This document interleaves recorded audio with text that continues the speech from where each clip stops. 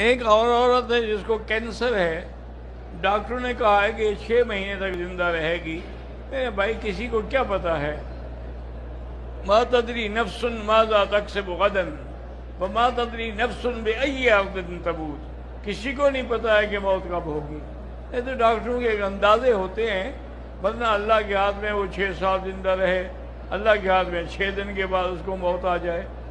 بہرحال کینسر کا چونکہ ان کے پاس علاج کوئی نہیں ہے، اس لیے مجبوراً وہ بتا دیتے ہیں کہ گھر والے جو ہیں ان کو پہلے سے خبر ہو کہ اس بیماری میں یہ مبتلا ہے۔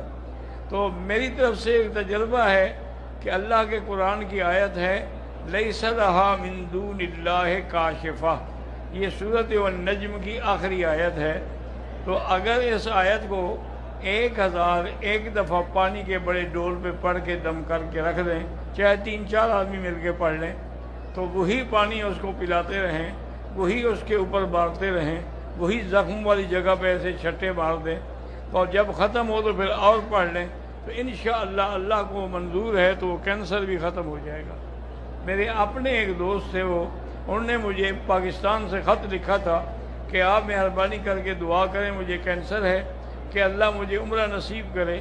میری تمنا ہے کہ ایک دفعہ میں کعبہ شریف دیکھ لوں، زیارت کر لوں، مدینہ شریف کی حاضری دے دوں، ورنہ